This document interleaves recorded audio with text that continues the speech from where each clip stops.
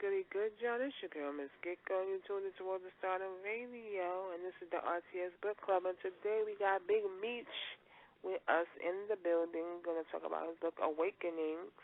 So let me get Big Meach on the line so we get this show started. Hey, Big Meach. Hey, baby. So when did you decide that you wanted to write a book?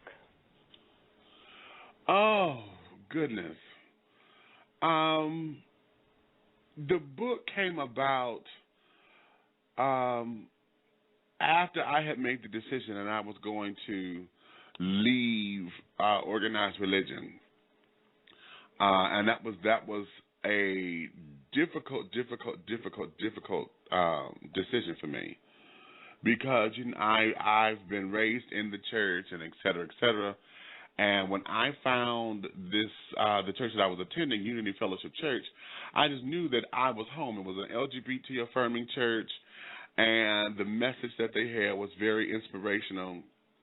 It's on the premises of liberation theology and et cetera, et cetera. You know, we're here to free the oppressed and, you know, very progressive thinking, and it was very, very, very, very me. After 12 years of giving them my my dedication and my loyalty, there were some things that changed with the direction that they were moving in. And it was then that I found out that I had evolved and no longer subscribed to what they were offering, because for me, they were becoming more so like a traditional church again, minus the burn in hell sermons, you know. And for me, that really wasn't speaking to my soul. So I was like, okay, what do I do? And it was through constant meditation that I have finally made the decision to leave the church. All right. Well, during that time, water is my element. So anytime I'm in the shower, that's usually when I commune with my higher power. And so I would get these epiphanies or these revelations and things, and I would come and write them down, and I started sharing them as a blog on MySpace.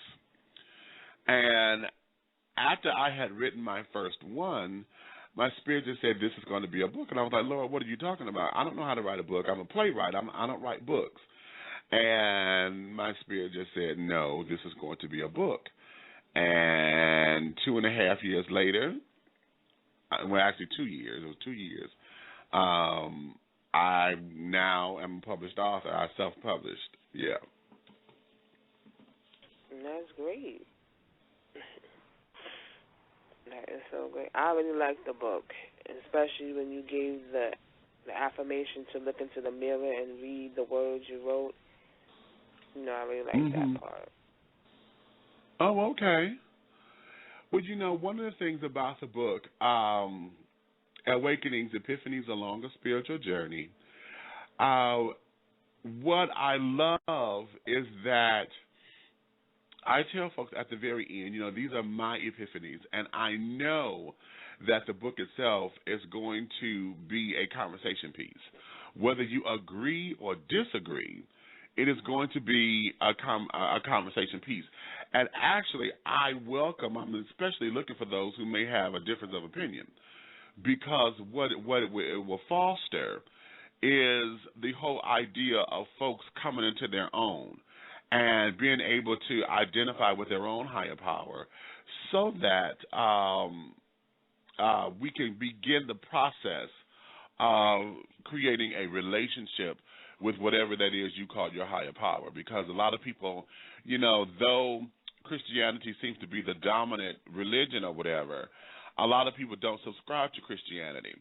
And that there, with what the book has to offer, it takes us onto a journey, you know, and it allows folks to explore some things, to think about things very differently, hopefully, and to expand, you know, broaden your horizons, learn how to tap into what you call your higher self, so that you can then open up and be free to express that higher spirit. Yeah, lot of people, I think that book will help a lot of people because I know they've gone through, similar things you have gone through. It's like, wow, there's someone who went through the same thing I went through that can relate and understand. That's what's so good about it. Oh, okay. Now, see, with the book, now, one of the things about the book, the way how it's written in a way to where you don't have to read it from start to finish. Each particular chapter, if you will, is a lesson of its own. So, like for quick pick-me-ups, just to go to this particular part or that particular part, I've had folks who have bought the book, and I would tell them where to start or a certain passage I would like for them to read first, to introduce them to and speak to something that they're going through right now. And just like you said, with the affirmation to self, by self, and for self, is one of the things that is a self-empowering affirmation, because so many times everybody is looking outside, and looking for externals to give them fulfillment or whatever, and no one ever looks on the inside. And the most remarkable thing about that statement is many people sit up and, traditional Christians, they want to sit down and preach that, my relationship with God is a personal one, and God lives on the inside of me. I accepted Jesus into my heart. Well, then if Jesus is living in your heart, then that's where you need to go to talk and to receive your healing. And a lot of folks refuse to look inside or inward. Everybody always looks for outside externals. So, therefore, the affirmation to self, by self, and for self takes us into that that particular realm. And I'm sitting up here. I'm gonna read that so folks can understand what I'm talking about. It says there are times when the need to talk to oneself is apparent, and in most cases needed in order to sustain one's thoughts and actions. This also preserves the good nature and intent in which your purpose dwells. It is then that one should be compelled to stop, look, and listen to what's being said from within. Then one should apply the lessons or instructions given in order to facilitate and fortify one's existence and plight to continue on one's journey. I offer this affirmation as a beginning to the process of learning how to love yourself, and after which you will teach others how to love you. Stand in front of the mirror and look at yourself, then align your heart and your mind to these words. I stand before you in the wholeness and totality of my essence, and I welcome it into my life without hesitation. And I am turning the page. I know I am created in the image of the divine image. I'm created in the image, the divine image of the infinite creator, and I cannot and will not give anything else power over what and who I am. I know that because I am created in the image of the infinite creator, that I too have been given the power to create and the power to do all things that will sustain me on this side of creation. I will not give credence or anything to anything that holds me captive or imprisons me. I will not give credence to any other image that is not representative of who I am and that will interfere with my divinity with the Creator. I acknowledge that at this moment I am fine, just as I am, regardless of what others may say, what society may deem as perfection, and what humankind may ridicule and criticize. I am because the Creator is.